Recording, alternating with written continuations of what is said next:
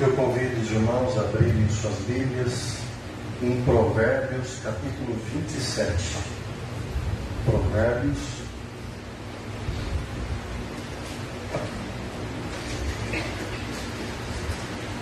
capítulo 27.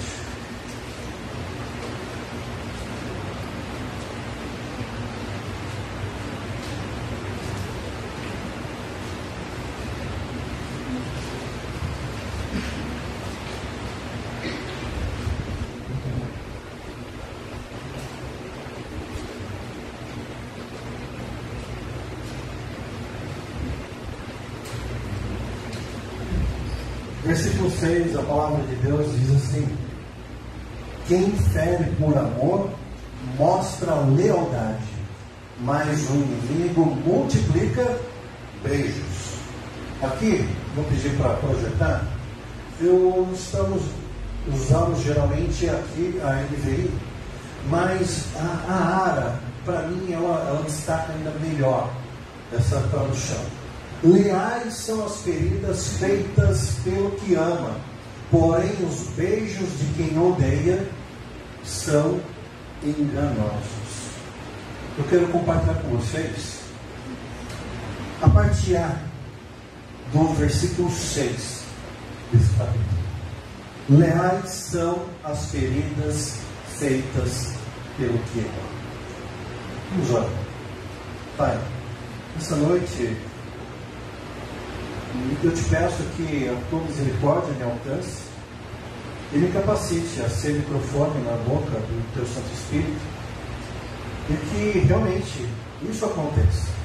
Chegue aos ouvidos dos meus irmãos aquilo que o Senhor tem para falar com eles. E se eu disser alguma coisa que é do meu coração, eles nem sequer se lembram. Eu peço a tua misericórdia, Deus. É com temor e tremor que subo aqui e abro a tua palavra para compartilhar com os meus irmãos. Eu te peço, Deus, que o teu Santo Espírito seja o nosso professor e nos ajude a entender o que a tua palavra tem para nos ensinar. Mas também eu vou além. Eu peço pela vida de todos os meus irmãos que estão reunidos agora em diferentes igrejas espalhadas por essa cidade, que nesse momento estão tendo a oportunidade de ouvir a tua palavra. Use a vida dos pastores, quebrando os corações, e que dos púlpitos saiam apenas aquilo que vem dos céus. Eu peço isso em nome de Jesus. Amém. As feridas feitas pelo amigo fiel. O texto de Provérbios 27, versículo 6, à primeira vista, ela possui um significado muito simples, e sem maiores rodeios, nós podemos inferir, deduzir, que um amigo amoroso, ao nos corrigir, poderá, com suas palavras, nos ferir. Mas essas feridas, mesmo que doídas, sararão. Por quê? São leais, ou fiéis, ou concernentes à nossa necessidade de correção em face de um erro que cometemos. É a dor causada pela repreensão sincera e amorosa de quem realmente quer o nosso bem. Por outro lado, alguém que nos odeia, que não quer o nosso bem, ou não é sincero em sua amizade para conosco, poderá falar conosco com palavras doces, palavras que alegram o nosso coração, a nossa mente, inflam o nosso ego, mas em nada nos ajuda a crescer. Mas, pelo contrário, nos coloca permanentemente no erro que estamos cometendo. Como diz o versículo anterior, melhor é a repreensão feita abertamente do que o amor oculto. A figura de contraste. Um amigo amoroso que nos machuca a lealdade à amizade estabelecida por nós, e a fidelidade à palavra de Deus. E o indivíduo que, dizendo-se amigo, dá tapinha nas nossas costas e se alegra com a desgraça que acontece com a gente. Esta é a interpretação de primeira instância correta, mas apenas correta se for aplicada a relacionamentos humanos. Se fosse isso, poderíamos encerrar o sermão dessa noite e está muito claro isso. Mas o que eu quero compartilhar com vocês vai um pouco além. A princípio, é fácil entender alguém ferindo o outro de forma leal. E as Escrituras claramente ilustram isso quando o profeta Natan foi denunciar o vil pecado de Davi. Lá em 1 Samuel, capítulo 12, nós vemos isso. A intenção de Natan claramente era de conduzir o amigo Davi ao arrependimento, como de fato fez. Lembra da história? Natan chega para Davi e diz: olha, rei Davi, imagine você que tem um homem que tem muitos rebanhos, tem muitas ovelhas, e tem um outro homem que é pobrezinho, ele tem um cordeirinho lá, que ele cuida como se fosse da família quase. E quando chega alguém importante, o rico, ele pega do pobre o animalzinho para oferecer para o visitante, não pega do dele, e tira até o pouco que o pobre tinha e toma para si. E ali Davi fala: um absurdo isso daí, conta para mim quem é essa pessoa que eu vou punir. E aí o Natan fala: essa pessoa é você. Você fez isso com Urias. Você, rei de Israel, tem tudo, mas você cobiçou Batseba, a esposa do Urias, e mais, você mandou matar. E Davi se arrebentou ali, se acabou, né? E Natan, ele fez isso por amor a Davi e por amor à palavra de Deus.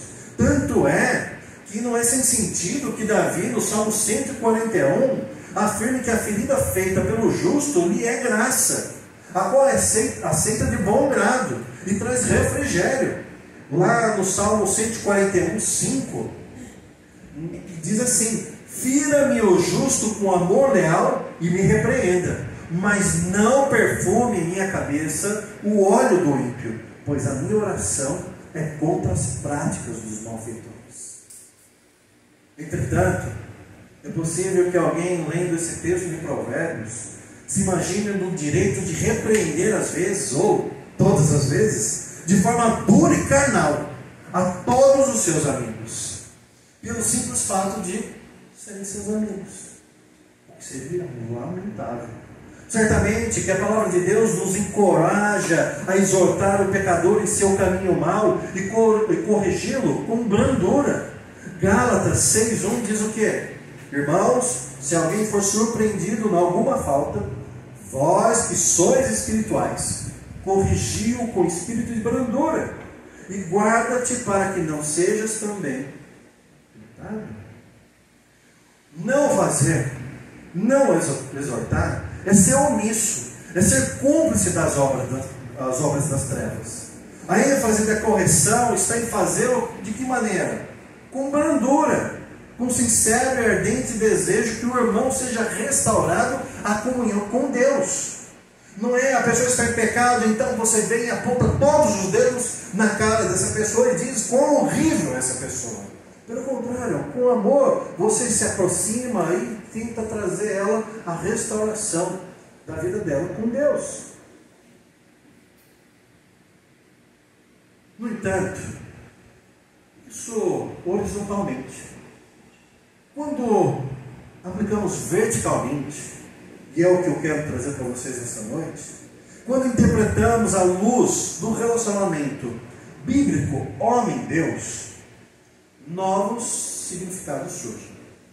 Nesse sentido, a ênfase em Provérbios 26:6, parte A, é, no entanto, um pouco mais forte. Literalmente, fala em ferir por contusão, machucar, causar dor ao amigo. A palavra ferida no versículo transmite a ideia de um ferimento que deixou marca, cicatrizes, que lembram um ferimento feito por outra pessoa. Entretanto, em nenhum lugar das Escrituras nós somos autorizados a usar a força física com o objetivo de machucar e intimidar alguém. Imagina só, alguém peca, você chega e dá um murro na cara da pessoa, deixa o olho desse tamanho. Gente, isso não é bíblico, isso daí não é amor e não vai ajudar esse amigo em nada.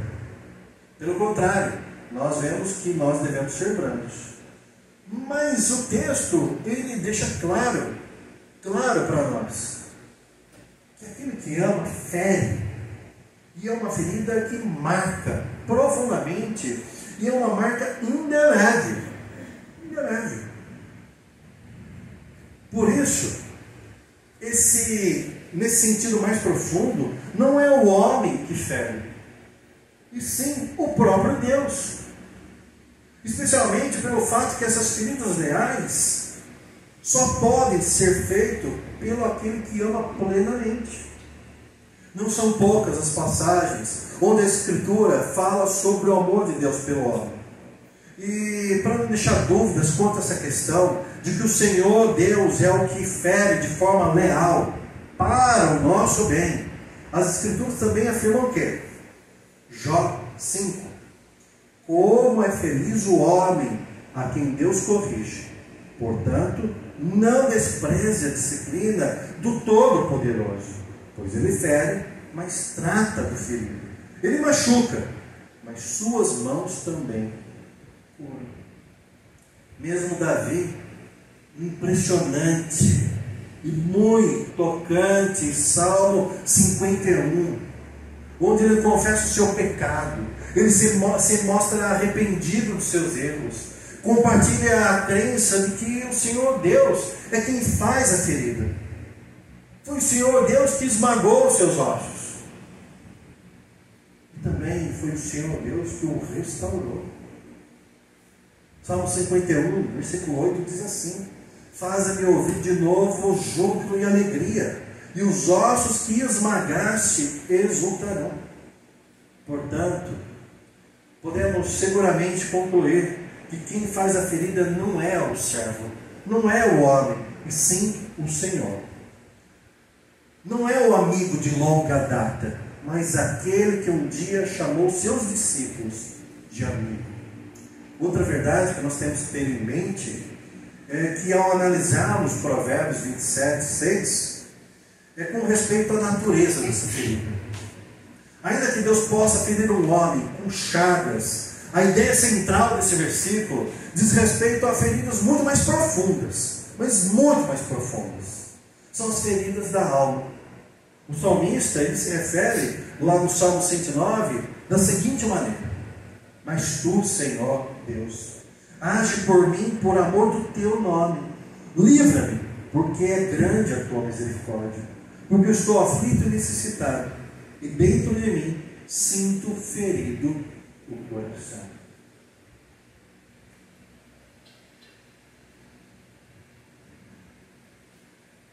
São feridas tão profundas que não podem ser causadas pelo homem, muito menos curadas pelo homem. Ainda que o homem possa ser usado como instrumento nas mãos de Deus, no ato de ferir a alma de outro homem, são feridas de tal natureza que seus vergões, eles devem ser no profundo da alma, pois é Deus que as faz. Nós temos um exemplo supremo do homem ferido pelo Senhor. Temos o próprio Filho de Deus, sobre o qual Isaías diz, lá em 53, era desprezado e o mais rejeitado entre os homens, homem de dores, e que sabe o que é padecer, e como onde quem os homens escondem o rosto, era desprezado, e dele não fizemos caso. Certamente Ele tomou sobre si as nossas enfermidades, e as nossas dores levou sobre si, e nós o reputávamos por aflito, ferido de Deus e oprimido. Versículo 10. Todavia, ao Senhor agradou moê-lo, fazendo-o enfermar. Quando der ele a sua alma como oferta pelo pecado, verá a sua posteridade e prolongará os seus dias, e a vontade do Senhor prosperará em suas mãos. Jesus é o homem ferido por excelência. Posto dessa maneira, está claro que essa ferida é de natureza primariamente espiritual, não física. Cristo foi ferido, foi moído por Deus, ele foi desprezado, ele foi rejeitado, ele padeceu dores, ele levou sobre si as nossas enfermidades, sofreu uma morte vergonhosa, o trabalho da sua alma foi penosa, e Deus se alegrou nisso. Em tudo isso Deus se alegrou, pois essas feridas produzidas em Cristo Jesus, todas elas foram feridas reais, cujo resultado foi a justificação de muitos. Uma vez que está claro em nossos corações e mentes a natureza da ferida e a identidade daquele que faz essa ferida, nos resta então uma pergunta: quais são as feridas reais? Em que consistem as feridas reais que o texto nos apresenta? Para responder essa pergunta,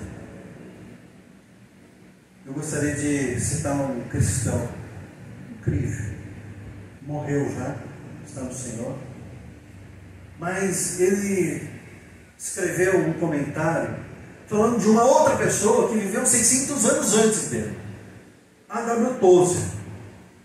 Ele citou o nome de uma senhora chamada Juliana Norwich. A título de informação, essa senhora escreveu apenas um único livro intitulado Um Livro de Revelações, ou de Demonstrações. Ele foi considerado uma joia na literatura cristã na Idade Média.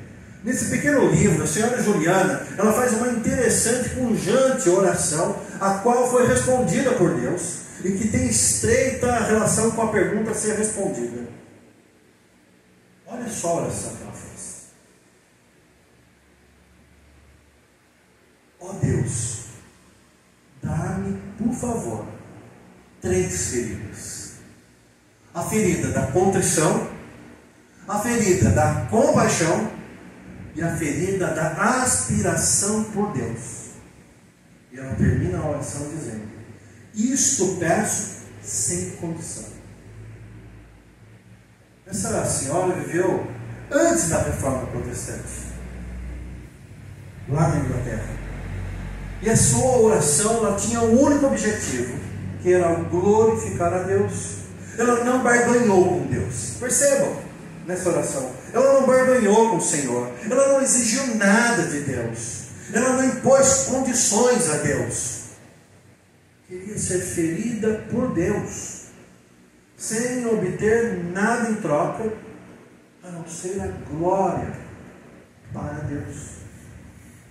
E é com essa oração em mente que eu quero trazer para vocês algumas considerações. 3 principais. Que começa, em primeiro lugar, o motivo de fazer a oração.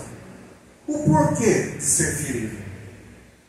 Já parou para pensar? Você ora para Deus e pede o quê? Cura, bênçãos. Você pede coisas, você quer coisas boas. Alguém aqui, de verdade, do fundo do coração, pode levantar a mão e dizer assim: pastor, eu orei a Deus, mas eu orei do fundo do meu coração e pedi assim: Deus, me machuca. Me machuca, Deus, mas me machuca profundamente, que eu fique marcado e nunca me esqueça dos machucados que o Senhor fez na minha alma. Alguém já fez esse tipo de oração? Então por que alguém deveria fazer? No primeiro momento, nós devemos analisar o homem em si. Gente, nós vivemos como se fôssemos eternos, como se nunca fôssemos morrer, que nada nos fosse acontecer. Mas de repente, uma pedrinha no rim, ela aparece. E o homem que fala grosso, e a mulher que tem todas as respostas, Ela simplesmente sucumbe a uma pedrinha pequenininha, desse tamanhinho, minúscula. E começa a se encolher, e começa a se contorcer de dor, e começa a gemer. E de repente toda a sua arrogância, todo o seu dinheiro, toda a sua força física, acabou.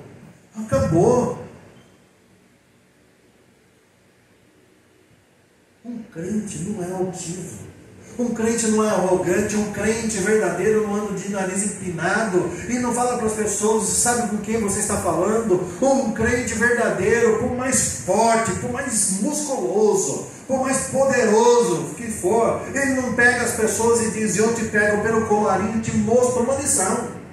Não, porque nada somos. E às vezes uma pedrinha minúscula nos dá um tapa de realidade e nos mostra como somos fracos de todas as maneiras. Interessante. Essa é uma oração que devemos fazer ao nosso Senhor. Deus nos quebra se estivermos vivendo de maneira altiva, arrogantes. Nos quebra, Deus. Aliás, todos os grandes cristãos foram pessoas quebradas por Deus. No Antigo Testamento, nós podemos ver Abraão. Ele chegou a um ponto da vida dele que ele ficou riquíssimo. Foi concretizada a promessa de Deus em Isaac. Nasceu de Sara, uma senhora muito idosa, estéril. Então Deus diz: Abraão, toma o teu filho, teu único filho, Isaque, a quem amas, e vai à terra de Moriá. Oferece-o ali no holocausto. Coloca-lhe sobre montes, que eu te mostrarei. Deus feriu Abraão profundamente. Imagine o tamanho da dor de um pai ver o seu único filho, o filho da promessa, morrer diante dos seus olhos. Não havia nada mais caro para Abraão do que aquilo. Outro exemplo foi Jacó. Ele teve o seu primeiro encontro com Deus e ficou atemorizado com a visão em Betel, lá em Gênesis 28. E em seu terceiro encontro, ele foi grandemente ferido. E mesmo fisicamente, ele reconheceu que aquilo foi Deus tocando. Lembra? Em Peniel, a luta que ele teve com o anjo tocou a articulação da coxa dele. E ele saiu mancando e mancou para o resto da vida. Nós podemos ver também isso acontecendo na vida de Elias, de Isaías, de Jeremias, de Ezequiel, Jó, Davi, Oséias, Jesus Cristo, homem de dores, que sabe o que é padecer. Homens e mulheres feridos e afligidos por Deus, dependentes da graça de Deus. Um homem ferido é um homem vencido. Enquanto o homem não tiver sido ferido por Deus, enquanto o velho homem, o homem Adão, ainda se jactar das suas próprias conquistas, não será capaz de entender o Salmo 51. Ele vai sempre estar confiando na sua justiça própria, não na justiça que vem da cruz. Ele sempre dependerá das suas próprias forças, não da força que vem do alto. Sim, o velho homem tem que ser ferido mortalmente, e de preferência para nunca mais levantar. E é nesse contexto de feridas que a senhora Juliana faz aquela oração. E essa oração que devemos fazer. Estamos convencidos dessa verdade? Nós queremos ser pessoas feridas, independentes de Deus? Ou nós preferimos viver as nossas vidas à custa unicamente da nossa força? Não é à toa que Jeremias, profeta, exclama: maldito é o homem que confia no próprio homem. Logo, há necessidade de sermos feridos por Deus. E uma vez cientes desses fatos, eu quero compartilhar 3 pontos da oração dessa senhora chamada Juliana. A primeira é a ferida da contrição. Essa é a oração que ela fez. A primeira ferida da contrição. Mas o que é contrição? Arrependimento. Um coração contrito, um coração arrependido. É a dor que sentimos em face do nosso pecado perante o nosso Deus, que é santo, santo, santo. Davi, no Salmo 51, ele diz: pois eu conheço as minhas transgressões, e o meu pecado está sempre diante de mim. Contudo, o arrependimento como ferida depende exclusivamente do que definimos como arrependimento. No Novo Testamento, arrependimento, bem como conversão, ela pode ser traduzido pela palavra metanoia. Provavelmente vocês já devem ter ouvido. Metanoia.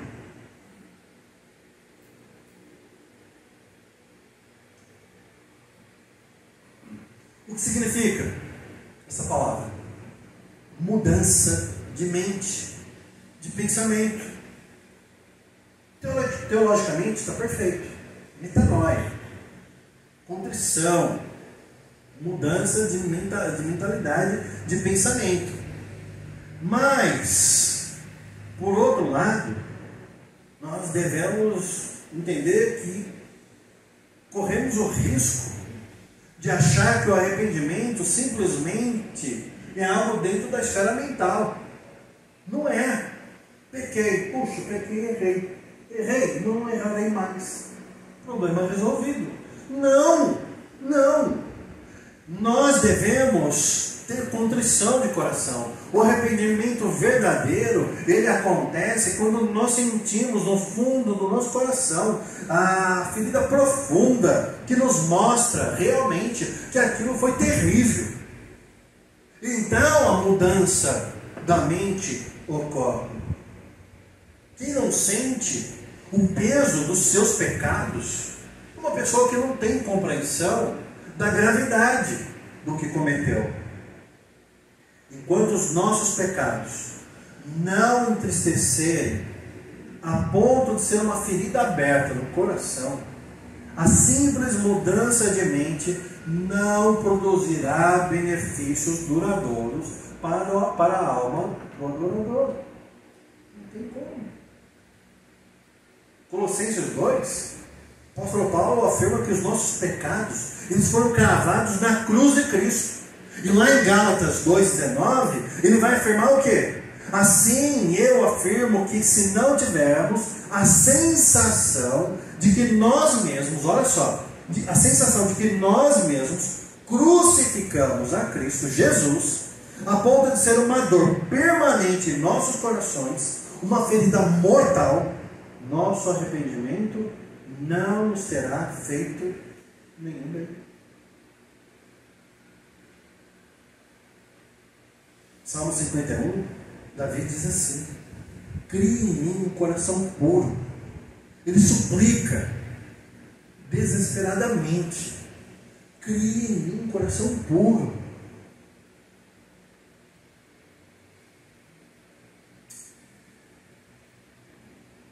O genuíno arrependimento, meus irmãos, a verdadeira contrição, ela deve nos atingir, nos golpear duramente.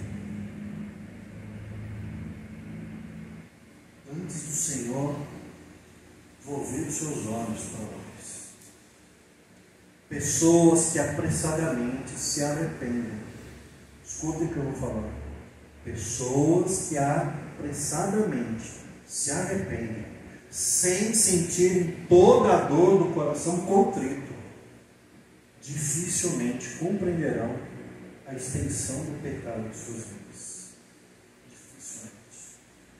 A pessoa que se arrepende muito rápido, ela não entendeu o que ela fez. Nós devemos tomar cuidado com o arrependimento apressado e leviano, que não abate o espírito, que não mortifica por termos quebrado a lei de Deus. Quantos de nós temos cultivado o hábito de chorar pelos nossos pecados? Ou melhor, em algum momento você já chorou pelos seus pecados? Não pelas consequências que ele trouxe, mas porque você ofendeu a santidade de Deus, machucou o seu próximo.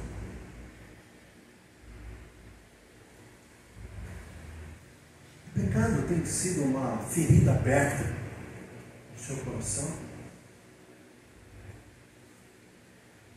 Gente, quando a gente trata com dureza, grosseria nossos pais, quando nos dirigimos às nossas esposas, somos estúpidos com elas, ou as esposas dos seus maridos, os filhos, ou lá no trabalho, isso te incomoda? Te faz chorar? Quando nós cultivamos pensamentos malignos, que são abomináveis na presença de Deus, isso incomoda? Incomoda? Ou nós pensamos coisas terríveis, ouvimos coisas terríveis, replicamos coisas terríveis, e adentramos a casa do Senhor e está tudo bem.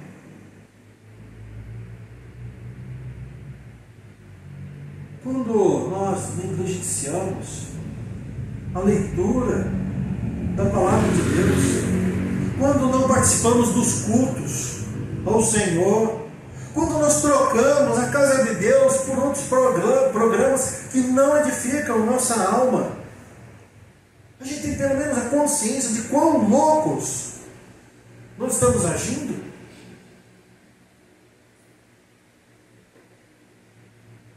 Acima de tudo, nós temos entendido que por causa desses pecados, os nossos pecados, nós crucificamos o bendito Salvador, o nosso amado Mestre.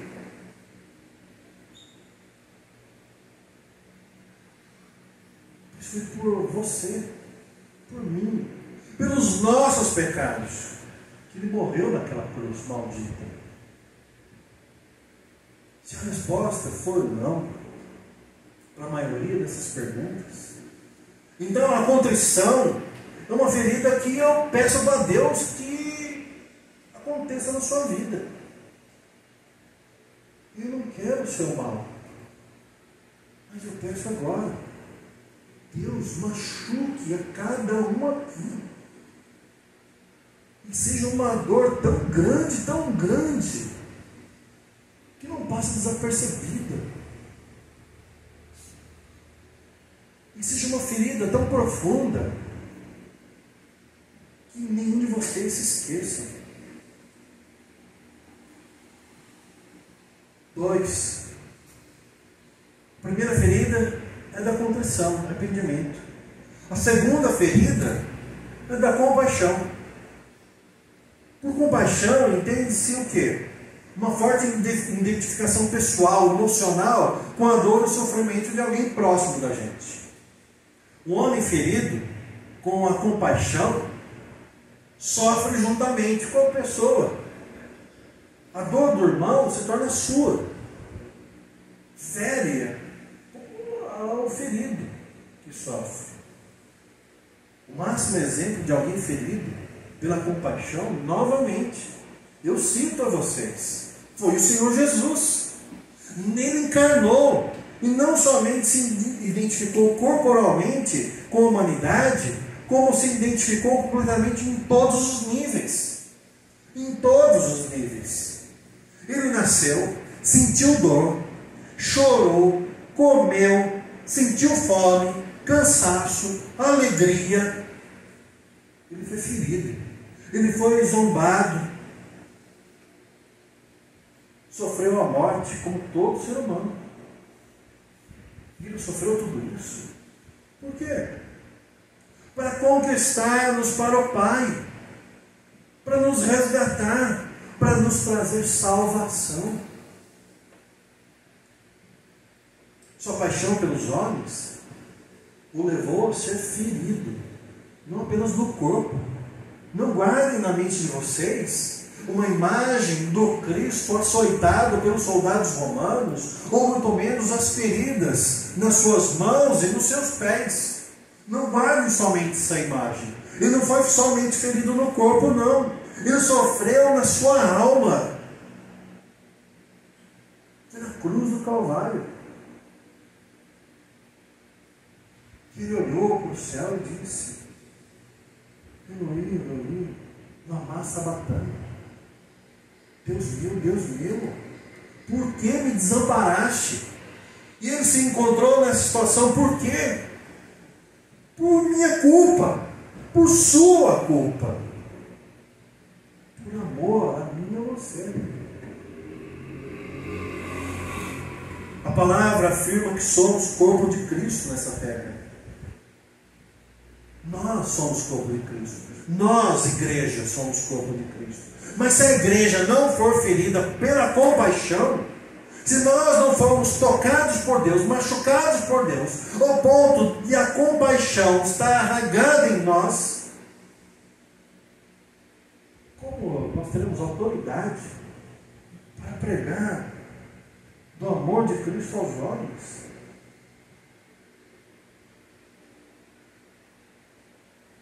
Tem gente que acredita que a igreja, a instituição, é responsável por tal ação. Como se a igreja, a instituição, algo abstrato, tivesse recebido essa incumbência. O abstrato não pode ser ferido. O abstrato não pode ser responsabilizado. Não é a igreja. É a igreja. Nós somos igreja. A igreja é formada por membros que constituem o corpo, por pessoas a quem Cristo morreu para redimi-las do pecado. Se os membros do corpo não sentirem compaixão pelos de dentro da igreja, não serão pelos de fora que nós teremos compaixão. Iremos nos preocupar em levar o Evangelho. Paulo compreendeu corretamente essa verdade ao afirmar aos Colossenses. Colossenses 1, 24, Paulo diz assim: agora me regozijo nos meus sofrimentos por vós, e preencho o que resta das aflições de Cristo na minha carne, a favor do corpo, do seu corpo, que é a igreja. O apóstolo sabia que ele não poderia sofrer para redimir os colossenses. Sabia, pois Cristo já tinha feito isso. Ele entendia que deveria o quê?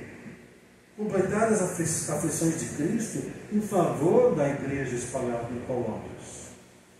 Paulo estava duplamente ferido de compaixão. Primeiro, por Deus, pelo seu Senhor, que sofreu para redimir um povo para Deus Pai. E segundo, por aqueles que estavam necessitados da palavra de salvação.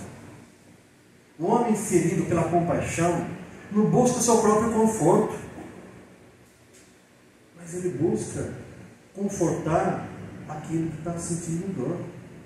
Sua ferida não lhe deixa confortável, especialmente quando se trata em buscar a própria felicidade. Aliás, a compaixão tanto mais fere, quanto menos buscamos nossos próprios interesses, a nossa própria felicidade. Buscar sentir as feridas alheias somente será possível para aquele que compreendeu o seu objetivo aqui. É servir e amar o seu Senhor e o próximo. Não é a sua felicidade pessoal que conta, e sim a alegria do seu irmão. O cristão não está aqui para ser feliz, meus irmãos, mas para ser santo e útil. Se procedermos assim, é muito provável que encontraremos grande alegria na santidade no serviço. Se Jesus Cristo tivesse vindo a essa terra buscar sua própria felicidade, vocês acham que ele teria morrido naquela cruz? Graças ao bom Deus, seu filho veio e sentiu compaixão e foi ferido por esse intenso amor pelos homens. Os exemplos são muitos. O tempo não me permite compartilhar com vocês nesse momento. Mas eu digo para vocês: você tem essa ferida? A ferida da compaixão? Você olha para os seus irmãos antes de olhar para você mesmo? Você se importa com a dor daquele que sofre antes de dizer, mas eu sofro também? Provavelmente nossos lares e igrejas sofreriam uma revolução se fôssemos duplamente feridos em nosso íntimo com a compaixão. Vou ser mais claro então. Eu te pergunto, quando alguém está sofrendo perto de você, você sente a dor do seu próximo?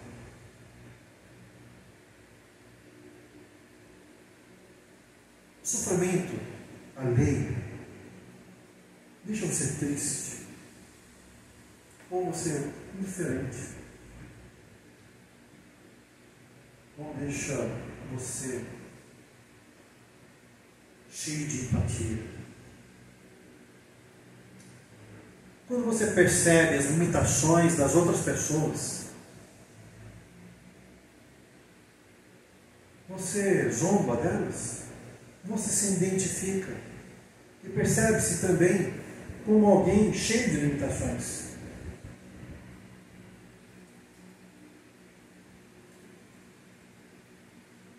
Mas, particularmente, você tem sentido a dor da tua esposa? Você, esposa, tem sentido a dor do teu marido? Dos teus filhos?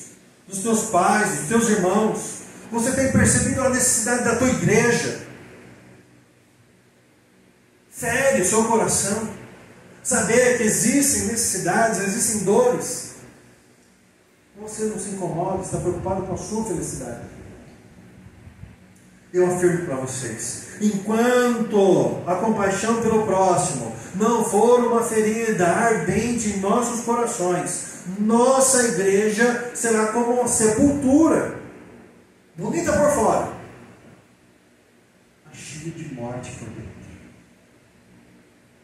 Compaixão é, portanto, uma ferida leal. Uma ferida que eu peço para Deus colocar em você e em mim nessa noite. Eu já pedi 2 vezes, hein? Que Deus te machuque. Vou pedir uma terceira agora. Terceira e última. A ferida da anelante aspiração por Deus.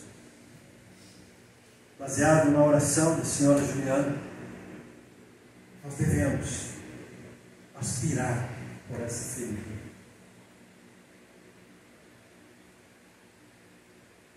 Em outras palavras, é o desejo de estar sempre desejando intensamente a Deus.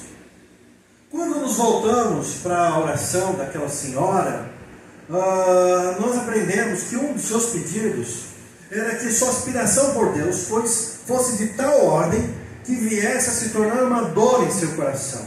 O Tozer, ele chegou a dizer o quê? Que ela queria adoecer por amor a Deus. Parafraseando, a oração é mais ou menos assim: Senhor Deus, dá-me a graça de querer-te. De querer-te tanto, que isso seja uma dor em meu coração, que eu não posso eliminar e que eu não consigo esquecer. Agostinho de Hipona, no livro 10, ele disse: Senhor, que eu te conheça como sou conhecido por ti. É um desejo de conhecer a Deus, estar sempre desejando Deus. Sejamos sinceros, irmãos. É uma ferida que falta nos dias de hoje. O desejo de estar perto de Deus, de conhecer a Deus, de andar com Deus. Enoque foi tomado por Deus, Enoque não morreu. Por quê? Porque Enoque andou com Deus de tal maneira que Deus o tomou para si. Hoje as pessoas desejam a Deus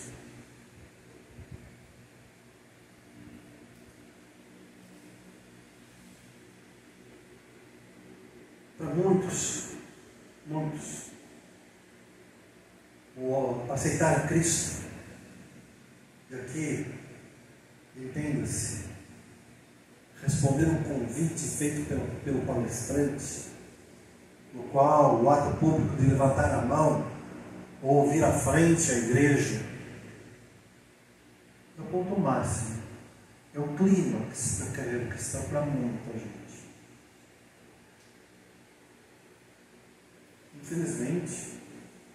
Infelizmente, tal ato é um erro em si. Em primeiro lugar, porque não somos nós que aceitamos a Cristo. E sim, Ele que nos aceita e nos escolhe. Em segundo lugar, porque o ato de crer no bendito Salvador, ainda que seja uma experiência única, é apenas o primeiro passo na eterna caminhada do cristão. Como diz o Espírito por meio do apóstolo Paulo, Romanos 13, 11, a nossa salvação está agora mais perto do que quando no princípio cremos. Contudo, para muitos, o dia em que fomos salvos, meus queridos, é o ponto final da jornada.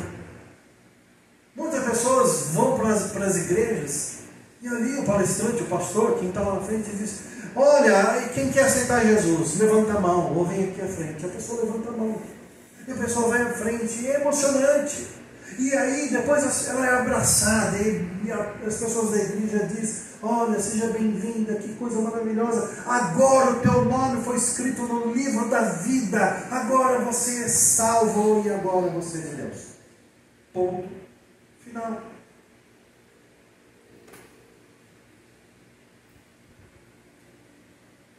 A pior coisa que pode acontecer na vida de um crente é isso. Pois a partir dali nós não desejam mais estar perto de Deus, nem conhecê-lo mais. O Salmo 42, versículo 1 a 3, fica estranho para essas pessoas. O Salmo 42 diz assim: como suspira a corça pelas correntes das águas, assim por ti, ó Deus, suspira a minha alma. A minha alma tem sede de Deus, do Deus vivo. Quando irei e me verei perante a face de Deus? As minhas lágrimas têm sido o meu alimento dia e noite, enquanto me dizem continuamente: o teu Deus onde está? As pessoas levantam as mãos e vêm para frente, e acabou. Só sede, só fome por Deus. Notem, meus queridos, que o salmista deseja tão fortemente estar na presença de Deus, que a sua alma suspira, tem sede. E eu afirmo que sua alma dói de tanto desejo de estar na presença de Deus. É algo físico, dói o coração. A vontade de estar na presença de Deus, de orar a Deus, de falar com Deus, de se prostrar diante da cruz, de clamar as misericórdias do Senhor, de dizer: Pai, eu te amo, Jesus, glorificado seja o teu nome em tudo que eu fizer, pois morreste na cruz do Calvário por mim. porque teve compaixão de mim, miserável pecador. Vocês já sentiram dor e paixão tão grandes por Deus assim, meus irmãos? A ponto de doer o coração de vocês? Quem aqui nesta noite pode dizer: estou apaixonado, ansioso pela presença do meu Senhor Jesus Cristo? De manhã eu li para vocês Salmo 122. O salmista diz, no primeiro versículo: alegrei-me quando? Quando me disseram: vamos à casa do Senhor. Quando chega o dia de vir à casa do Senhor, teu coração fica dilatado, você se alegra, você conta as horas, e você pensa: puxa, o que Deus vai falar comigo agora, no sermão de hoje à noite? Que músicas serão cantadas, que eu poderei externar aquilo que está no meu coração a semana inteira, o meu amor por Deus. Será haverá alguma letra que falar: Deus, o Senhor é maravilhoso, é grandioso? Mas eu quero muito cantar para Deus essas palavras. Nessa noite você se encontra nesse estado de espírito, apaixonado por Deus?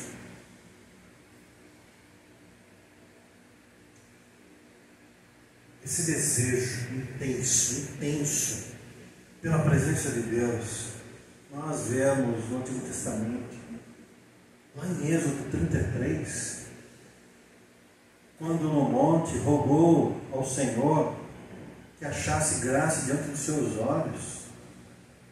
Moisés, ele pediu: Deus, me mostra o Senhor, eu quero ver a tua face. E Deus atendeu. Não o que ele pediu, porque era impossível, ele morreria. Se ele visse a Deus, ficaria morto. Mas Deus o colocou numa situação em que Deus mostra um pouco da glória dele. E o que acontece com Moisés, meus irmãos? Seu rosto fica iluminado, ao ponto de ele ter que cobrir o rosto com um pano, com uma máscara. Seu rosto está iluminado pela presença de Deus na sua vida? Ou quando as pessoas olham para a sua cara, vê trevas, vê dúvidas, vê desculpas esfarrapadas, vê um coração duro, que não tem compaixão, que não tem arrependimento, que não tem desejo por Deus? Davi experimentou isso, Elias experimentou isso, Jeremias experimentou isso, Isaías, Ana, Paulo. E por que não você? Por que não eu? Creia, busque, diga nessa noite: Senhor, me fira, mas me fira profundamente, feridas leais.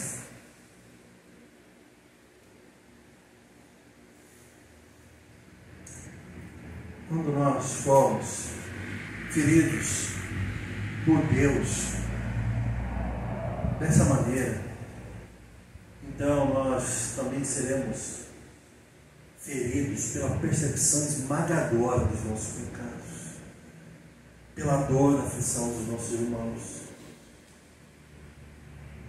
Kelson Mota, ele usa um termo que eu acho muito interessante.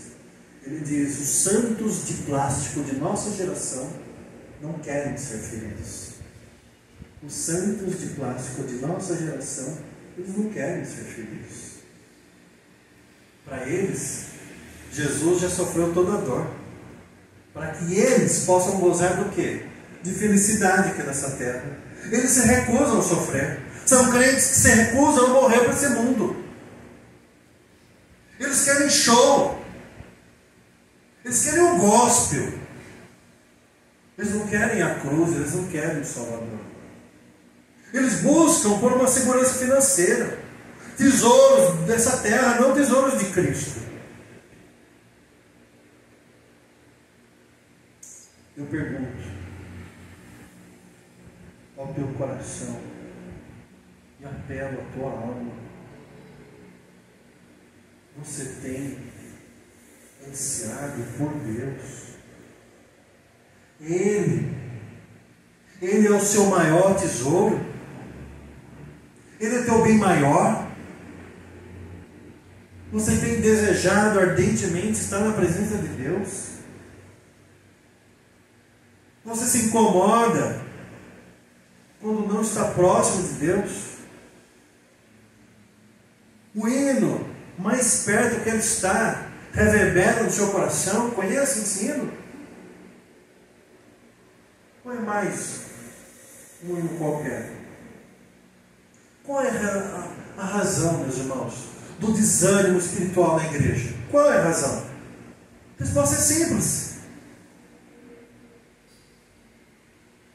Se sentirmos pouco ou nenhum desejo de estar na presença de Deus, certamente algo está profundamente errado em nossa vida cristã, e não é de admirar que estejamos fraquejando na fé.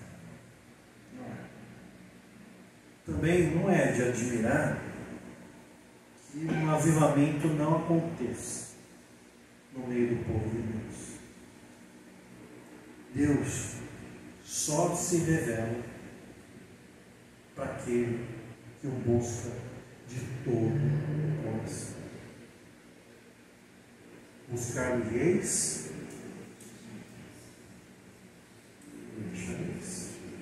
quando? Quando me buscares de todo o coração.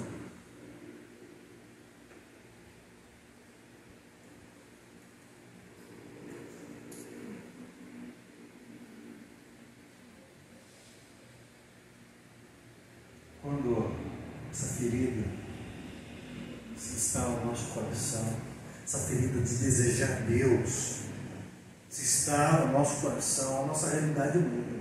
É uma nova perspectiva. As coisas da terra, elas ficam menores, as realidades do céu ficam maiores e mais próximas da gente. E eu rogo a Deus intensamente que o Senhor Deus fira você nessa noite com profundo e ardente desejo por Ele. Eu quero concluir dizendo para vocês: leais são as feridas feitas pelo que ama.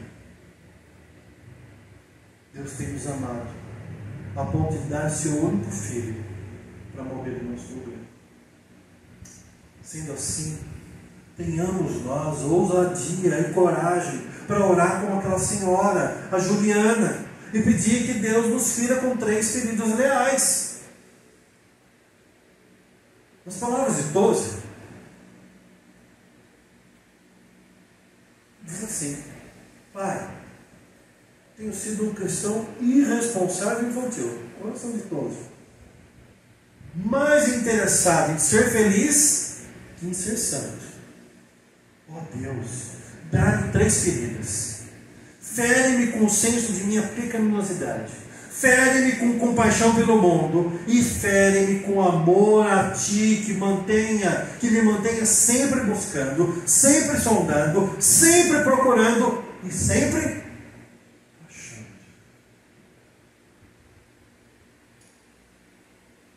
E façamos como a senhora Juliana. Acrescentemos ainda. E isso peço incondicionalmente. Se orarmos com humildade, se buscarmos a Deus do fundo do nosso coração, o Santo de Israel ouvirá nossas orações e nos dará talvez uma dessas feridas, talvez 2 dessas feridas, Mas se nós somos muito abençoados, Ele nos ferirá com as 3 feridas. Então andaremos nessa terra, não olhando para o chão, mas para o céu. Não buscando a nossa felicidade, mas o cuidado do nosso irmão e a glória do nosso Deus.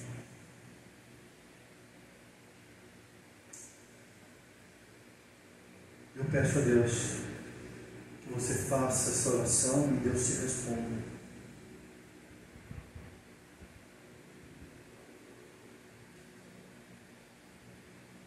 Eu faço a oração em nome de Jesus.